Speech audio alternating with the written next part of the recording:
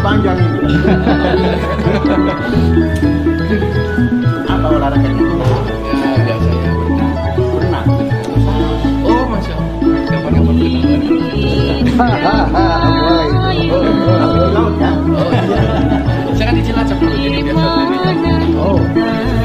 Assalamualaikum semuanya.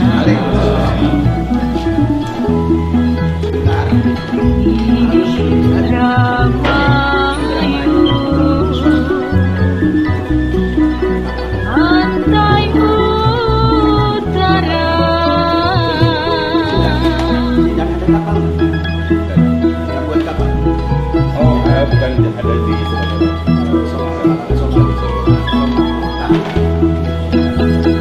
ombak gemuruh lambang samudra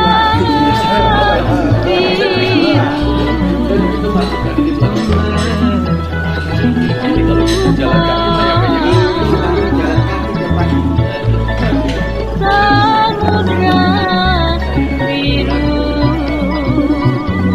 sumber alam Indonesia.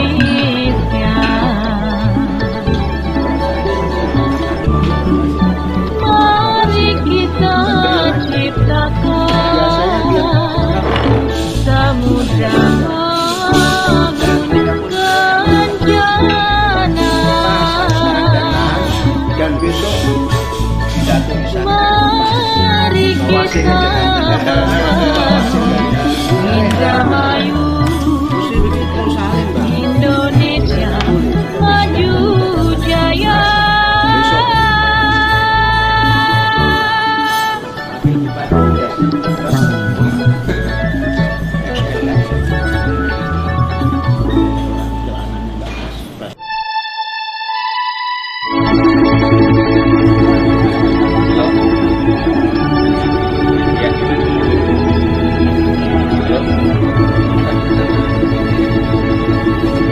Ya.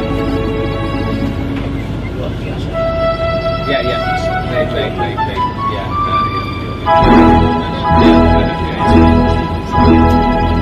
Ya. Sering kita Panasnya baru mulai. Nah, ini nanti kita berhenti tengah-tengah Rif. Danau. Nah, ini namanya Taman Puspa Kencana. Ini danaunya oleh saya dinamakan Tirta Kencana. airnya dapat dari Hujan. Oh, ada hujan kan. Nah, ini pembangunan di Kasang Sitpail belum selesai. Ini belum beres. Nah, ini setelah musim panas kita beres. Premium langsung. Jadi nanti sudah keluar yang brokernya, yang patas, terus dari mulai awal sampai akhir langsung premium. Jadi sekali jalan. Nah, ini hujan.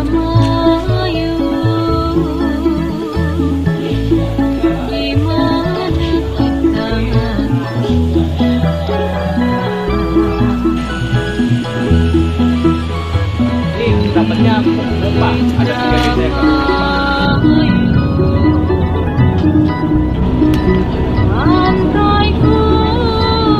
yang diambil dari mesinnya. Kenapa dapat gacar? Kita tuh perang, Pak. Jadi saya tidak suka perang. Toleransi dan damai. Maka diambil parikesit. Apanya parikesit? Itu terus semua nama-nama ini yang bagus dipakai. Nah, ini masjidnya. Ini dasarnya tapak masjidnya 6 hektar. Jadi gampang ini Pak, 250. Kita jalan ini keliling 1 kilo.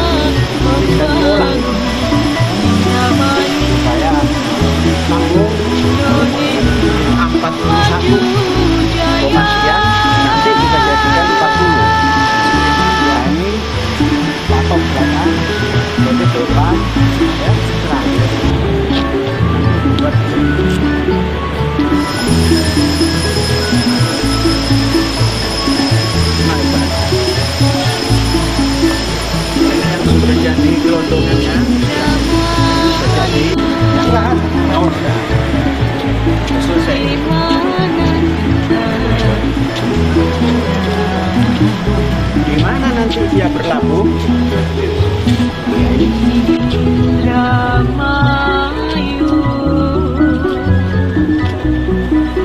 pantai utara,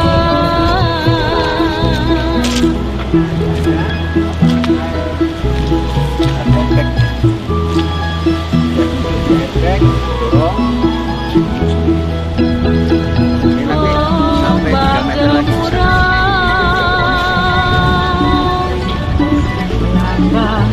Samudra biru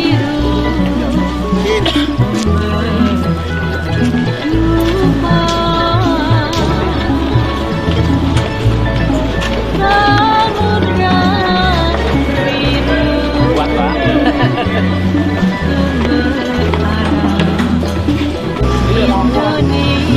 Kalau kita kemudian yang biasa aja nggak dapat penuh. Setahun aja nggak dapat. Mari kita ciptakan samudra kencana.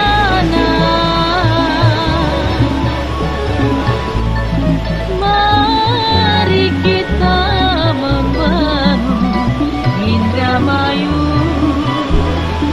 Indonesia maju jaya.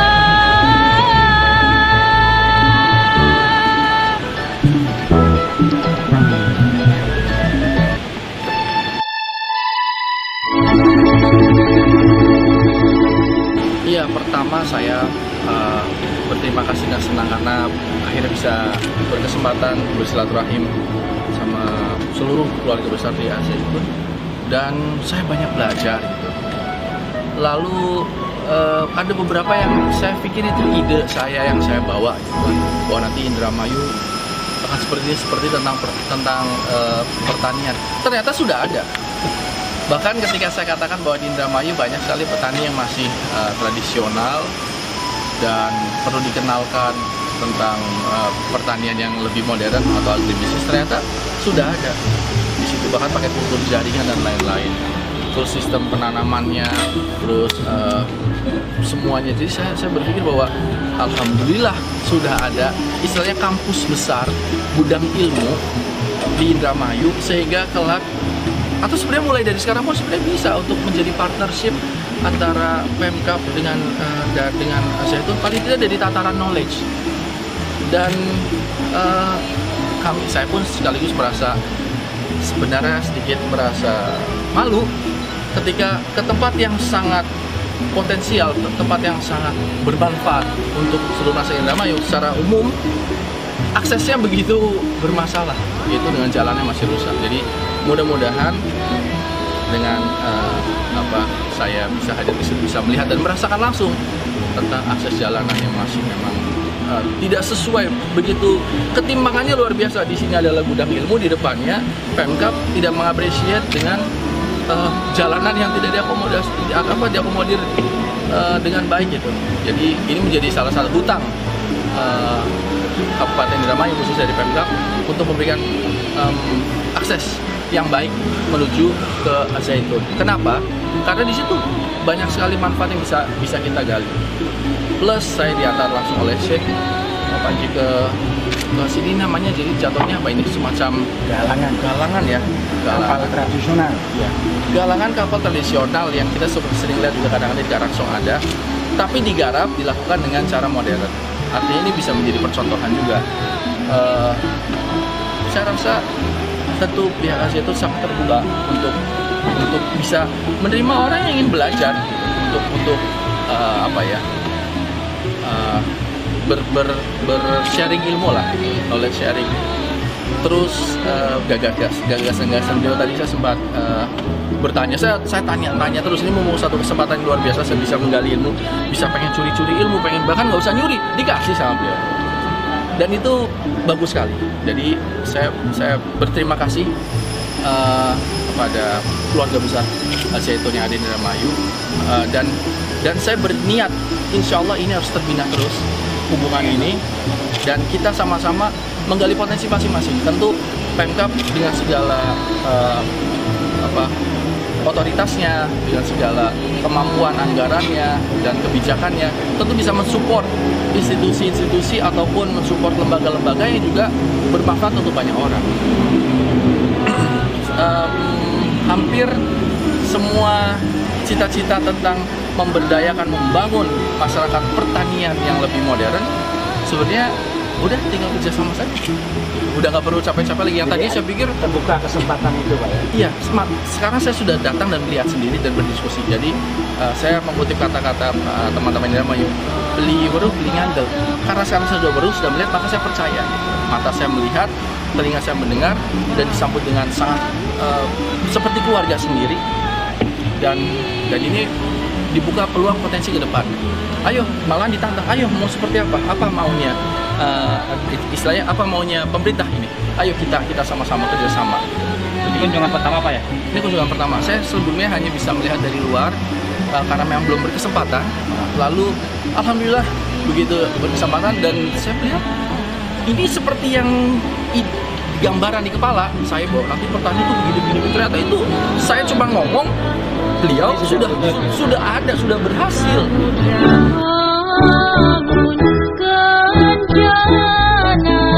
Ya, pondok pesantren itu luar biasa mengajarkan manusia sejak awal untuk mengingat sang pencipta. Ilmu akhiratnya ada.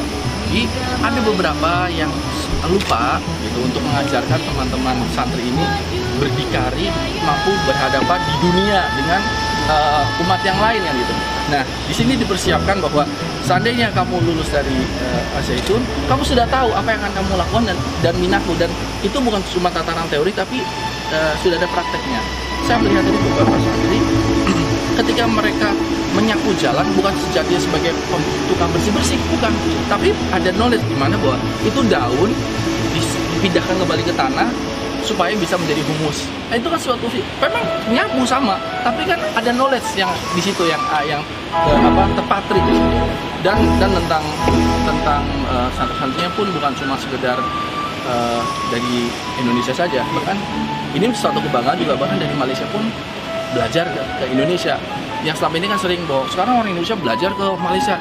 Ini saya melihat dengan mata kepala sendiri, bahkan jauh-jauh dari Malaysia datang bukan ke ibu kota loh. Ini kan sudah mulai masuk ke kota kecil, ke kabupaten, masih masuk lagi ke dalam lagi untuk mencari ilmu di Al-Zaitun. Misalnya kalau kita bicara pelosok, ini pelosoknya Indramayu.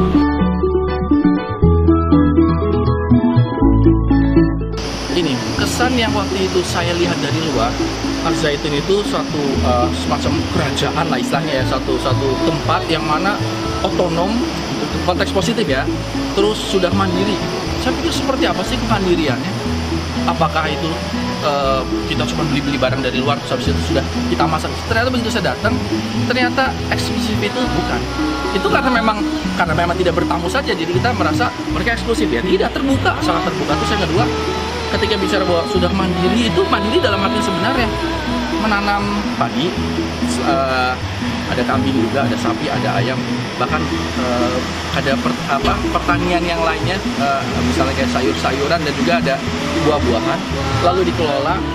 Limbahnya pun dari sapi bisa jadi pupuk. Artinya itu semacam satu siklus yang kita bisa lihat bahwa ini satu kemandirian dilihat dari situ. Pertama, nilai nutrisi yang baik. Ketika ada namanya organik, terus padinya, kambingnya pun ada yang dibiarkan supaya dia bisa makan. Jadi kayak ayam kampung, ini kambing kampung, ada seperti itu. Terus saya melihat juga pemanfaatan kalau bisa zero waste. Itu kan satu hal yang bagus karena banyak sekali kita petani banyak yang nanam padi, kita sama-sama tahu, tapi pohon batang padinya dibakar. Sementara di sini diajarkan untuk dikelola menjadi pakan sapi. Lalu ketika kita lihat pisang, wah Pak, kalau nanam pisang mah pisangnya dijual laku, tapi batangnya nanti suka dibuang ke sungai nyumbat. Batang pisangnya pun dimanfaatkan kembali. Nah, itu kan satu knowledge yang harus kita adaptasi, kita adopsi. Ada kesan berarti. Ada kesan. Dan itu tadi jadi luluh ranta semua yang saya cuma menduga atau mendengar gosip. Sebenarnya tidak mendengar, tapi artinya hanya menduga-duga. Makanya kita tidak boleh berpersepsi saja gitu. Mesti lihat dan melihat dan belajar gitu. Dan alhamdulillah saya secara personal pun menganggap beliau ini ya sudahlah, kalau boleh diaku jadi anak saja saya itu. Karena saya belajar sama dia.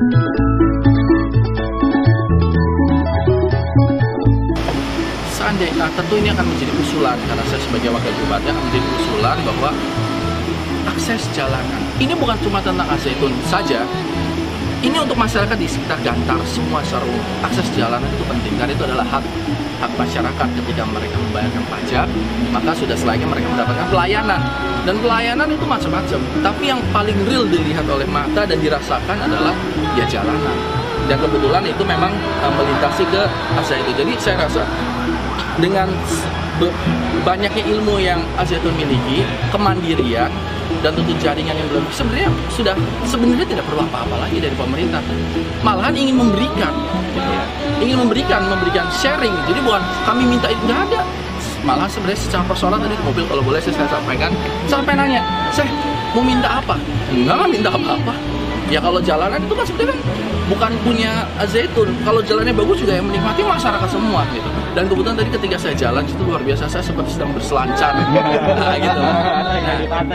Jadi memang apa yang akan dilakukan tentu akan menjadi usulan dari seorang wakil bupati untuk akses jalanan untuk masyarakat secara umum di situ.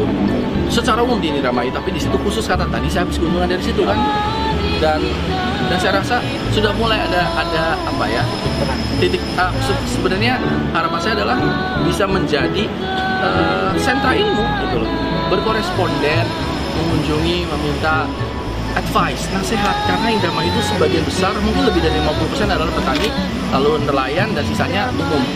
Dan di Al-Zaitun itu concern salah satunya selain lembaga pendidikannya, tapi praktek kesehariannya adalah tentang pertanian yang modern atau agribisnis. Maka ini bisa menjadi partnernya Pemkab. Kita nanti bisa juga membuat sentra punya milik Pemkab, tapi kan bisa sharing knowledge juga dari berarti situ. kedepannya akan ada ini Pak ya, akan ada suatu sinkronisasi antara pemerintah Kabupaten Indramayu dengan Ponpes Al-Zaitun dalam hal pertanian gitu. Ya, itu usulan dari wakil bupati.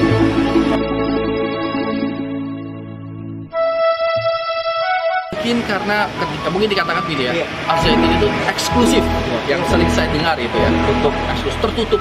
Sekarang gimana nggak tertutup Pak? Karena memang ini kan di pelosok, jadi jauh. Jadi walaupun dia terbuka pun memang jauh ke sana, apalagi jalannya rusak. Jadi sekarang orang mau datang ke sana, sebenarnya dia cuma Al-Zaitun mau di sana jauh. Jadi dia sendiri yang malas datang karena jalanannya rusak, sehingga dia memutuskan tiba-tiba dia menjadi opini bahwa Al-Zaitun mah udah nggak pernah kemana-mana ya. Ya karena kalau datang aja kan gitu. Jadi sebenarnya tidak, saya sudah datang, saya melihat sendiri, menyaksikan sendiri dan tidak ada hal-hal yang apalagi ya aneh-aneh gitu. Tidak ada aneh-aneh sama sekali. Tadi saya pun sedikit menggali gitu di sini bagaimana kurikulumnya, pengajarannya. Bahkan saya sampai menanyakan kalau secara informal lah gitu. Ini dulu saya itu dari mana dulunya ada dari Gontor juga, dari mana IAIN juga. Jadi artinya sebenarnya tidak ada hal yang aneh. Tidak ada hal yang aneh, semuanya berjalan dengan baik. Tidak ada yang saya sih sebenarnya tidak pernah mendengar gosip yang seperti apa, cuman kata-katanya eksklusif. Tidak eksklusif, justru sebenarnya memang terbuka. Hanya saja memang tamunya nggak pada datang kan gitu loh. Mungkin kalau misalnya datang untuk melakukan kerjasama, saya rasa sangat terbuka.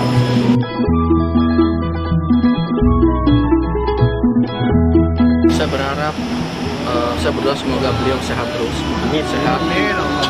Sekarang masih dibutuhkan orang seperti si Panji ini, masih dibutuhkan oleh Indonesia, khususnya oleh Indramayu. Tolong tularkan ilmunya, tolong terus jangan bosan untuk menularkan ilmunya kepada orang-orang dan semangatnya. Karena ilmu kadang-kadang ada, tapi tidak disemangati. Nah, beliau ini kompak, punya ilmunya ada, semangatnya ada, itu terus ditularkan. Jadi harapan saya mudah-mudahan saya jangan pernah berhenti. Insya Allah beliau juga pasti seperti jangan pernah berhenti untuk bersemangat membagi apa yang Allah berikan kepada beliau, segala yang Allah berikan kepada beliau tolong dibagikan. Saya bilang insya Allah beliau ini adalah orang yang kalau saya katakan saya berhak jelas kan, dunianya dapat, amalnya dapat, insya Allah berkah dan untuk banyak orang. Amin. Besok bisa hadir Pak ya? Insya Allah saya usahakan, nanti saya makan tadi. Nah ini insya Allah Pak. Saya nyanyi dulu, saya nyanyi Indramayu ya. Untuk mengapa kita buat ini dari nyanyi. Gimana sih? Indramayu, di mana kita berada. Indramayu, pantai utara utara, ombak gemuruh, tanda samudra biru, sumber kehidupan. Mari kita membangun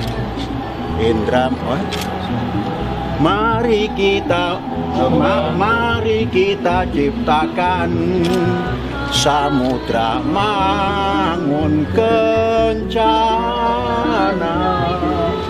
Mari kita membangun Indramayu, Indonesia maju jaya. Satu.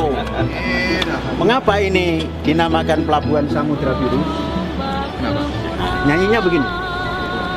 Terbentang sepanjang pantai, Pelabuhan Samudra Biru,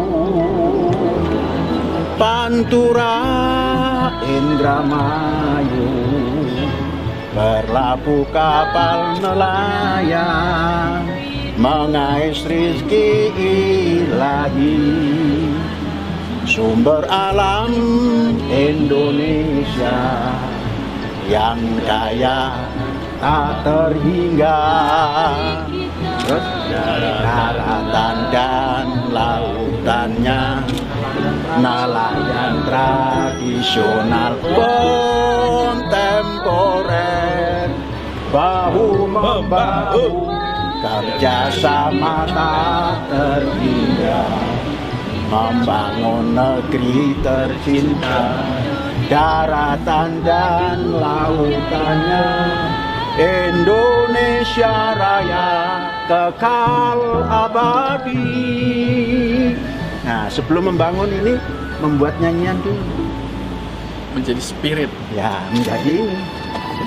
Jadi nggak berlaku di sungai karena membendung aliran dari udara dari atas sehingga banjir. Nah, itu nyanyiannya. Oh iya, itu kayak apa ruangan itu. Ini sebenarnya kapalnya besar sama, banyak kapal yang besar dibuat di Indramayu. Tapi beliau membuat kapal yang lebih safe dan nyaman kabinnya untuk kru. Itu yang itu beliau. Undang-undangnya, Pak. Mangga mangga sini. Ini artinya gini. Ini menjadi suri toladan juga mangga di sini. Menjadi pelajaran juga buat siapapun. Kelak yang nanti mungkin rekan-rekan pengusaha di Indramayu kan pasti banyak tuh yang bikin kapal, bahwa ada standar yang menurut undang-undang sudah ada pakem-pakemnya, bahwa ruangannya pun harus kurang lebih seperti itu disesuaikan. Karena kalau saya lihatnya kan, saya nggak lihat undang-undangnya, tapi saya lihat bahwa secara moralnya kan senang kalau krunya yang lama berbulan-bulan bahkan tahun di laut, kalau tempatnya pun nyaman, ruangan tidurnya pun nyaman seperti itu. Ini kan mencerminkan sebenarnya kalau kita lihat bahwa beliau bikin kapal ini, kalau kita bicara orientasi profit, ya kalau bisa kan modalnya sekecil-kecilnya untuk sebesar-besarnya, tapi lihat artinya kasih yang terbaik juga untuk krunya gitu. Kalau ekonomi milenium sekarang, modal sebesar-besarnya, untung sebesar-besarnya. Kalau eksploitasi imperialis, modal sekecil-kecilnya, untung sebesar-besarnya, nyeket sedalam-dalamnya. Ini bisa menjadi mit. Ini apa peraturannya tadi yang itu apa? Peraturannya itu ada diambil Tinggal asalnya dari klik IMO. saja. Dari IMO, itu aturan dari IMO. Terus kalau kapal nelayan kita ada di FAO sebagai kapal pangan, itu juga ada aturannya. Kemudian undang-undang pelayaran juga sudah mengatur, undang-undang perikanan juga ada mengatur, apalagi permen, perpres, PP, kepres ada semuanya. Contohnya begini, satu orang itu berhak untuk mendaftarkan ruang tidur 2 kali 1 meter.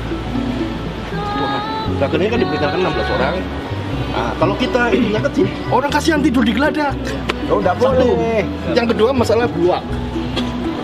Ini biasanya kalau Indramayu di sana itu terlalu pendek, mohon maaf cuma segini. Memang ada kesulitan ketika dia buang jaring, kalau terlalu tinggi memang agak miring. Tetapi ketika ini terlalu pendek juga keselamatannya, keselamatan pelayarannya. Tidak sulit buang jaring. Mengapa? Ada alat yang canggih. Sudah dimodifikasi. Angkat pump. Itu kita hanya mengendali saja.